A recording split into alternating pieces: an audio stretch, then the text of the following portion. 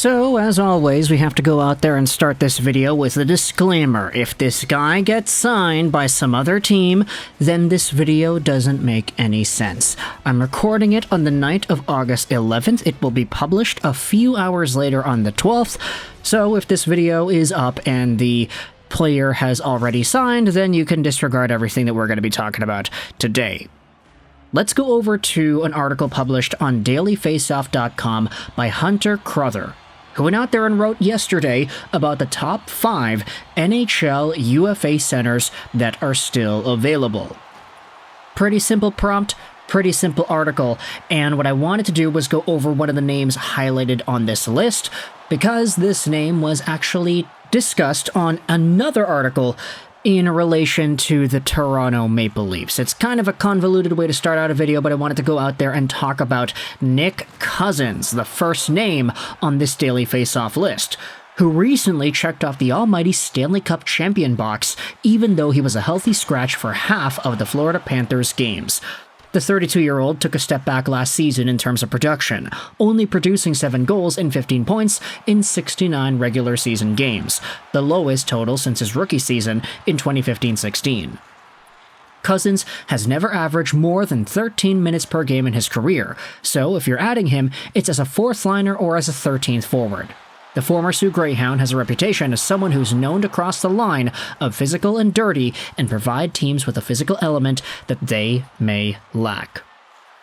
Now, Nick Cousins is a name that we are very obviously including in this video conversation for a reason. 31 years old, small-ish guy, 5'11", 192, and he racks up the controversy like crazy. This was a guy who, I'd say in 2023-2024, became probably the biggest problem that he's ever been in any part of his NHL career up to this point.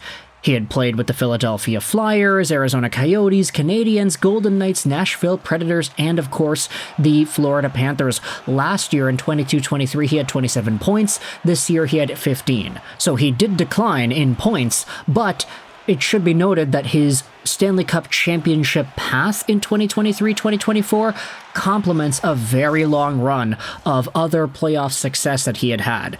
In 2020, with the Vegas Golden Knights, he had 17 games played in the playoffs. In 2023, with the Florida Panthers, he of course lost in the finals in 21 games played. So this is a guy who not only provides a big physical edge, and he will probably get into a lot of kerfuffles that will cause many people to believe he should be suspended.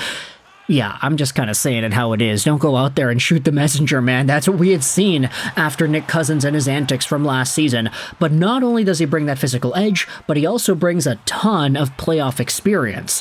And with this in mind, I wanted to go out there to this article on MapleLeafsDaily.com, going over how the Maple Leafs could target the league's most hated center to fill their third-line position.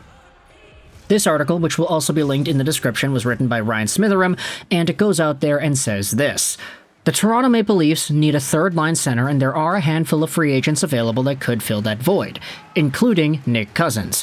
Mainly remembered by Leafs Nation as the one that eliminated the Maple Leafs in the second round of the 2023 playoffs, Nick Cousins is widely known as one of the NHL's most disliked players. That's due to the fact that he often crosses the line and then proceeds to turtle or disengage when his teammates step in.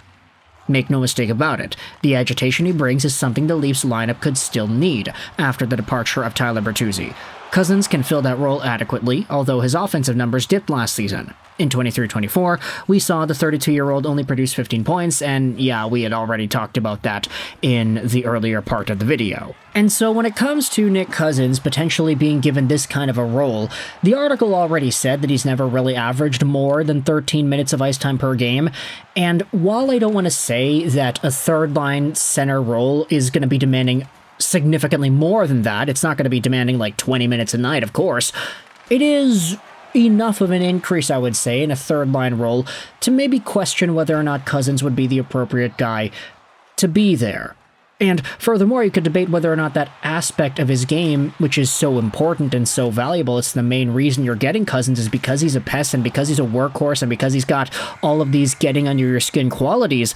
You could ask the question as well as to whether or not that actually is much of a Leafs need in 2024-2025. If you head over to the Toronto Maple Leafs, I mean, you think about some of the guys they already have, Ryan Reaves, Matthew Knies, these guys can provide snarl. Max Domi can be a little bit nasty when he needs to be. Is there a huge need for an extra guy to add some oomph to your physicality like Nick Cousins? And furthermore, what are the options with the lineup here? The article on Daily Faceoff, or not article, but the entire set of lines here on Daily Faceoff says Knies, Matthews, and Marner is your first line. If you wanted to switch things around, maybe have Domi play on the first line instead, how do you swap everybody else around there? What does the center core look like? I think there is a little bit of tinkering that you would have to do to make a guy like Cousins fit into the lineup, but if you really wanted to force it, let's say have Domi onto the wing, Knies to the second line, move Bobby McMahon a line down, scratch another winger, and then put Cousins in as a third line C. I actually don't think that's that bad of an idea.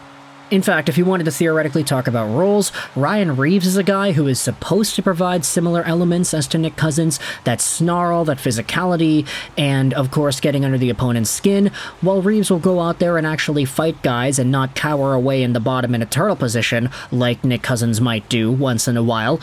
There still is a replacement of that role if you were to say, okay, let's get rid of Reaves, let's give him the press box role, and then swap some forwards around, move Domi up to the first line, move Knies down, and then have another spot on center opened up for a guy like Cousins.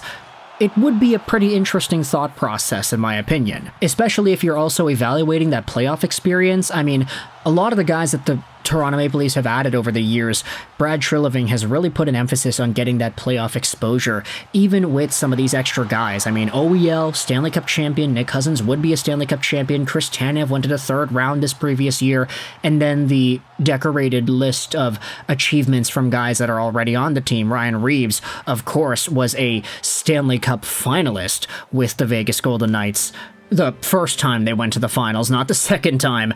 So is Nick Cousins the guy that you think should be added on to this roster? In fact, if you wanted to switch things around even further, get rid of somebody else and leave Ryan Reaves in the lineup, have Cousins and Reaves play together. That would be a Bash Bros-like duo. It doesn't even matter who else is on that final winger spot. Just have Reaves and Cousins go out there every time you're hemmed into your own zone, you need to rough up some guys a little bit, and they can do the roughing up. They can hit, they can make illegal checks to the head, they can do whatever it is you need them to do. Of course, I'm not going to go out there and encourage illegal checks to the head. It's just kind of what Nick Cousins may find himself doing once in a while, and I can't think you can say that I'm wrong there. But either way, if you're a Toronto Maple Leafs fan, let me know your thoughts in the comment section below. How do you feel about the idea of Nick Cousins, one of the NHL's most hated players, finding himself into Toronto for 24-25? One more time for the back there. If this guy ends up signing a contract before this video is released on YouTube, then I will eat my hat. It is a Monday, so actually, no, I'm not going to eat my hat. It's actually possible that he does sign, so I don't want to go out there and give any guarantees. But it is Monday, so things might change. Who really knows? Let me know your thoughts in the comment section below about this idea. Anyway, I hope you enjoyed this video. And bye.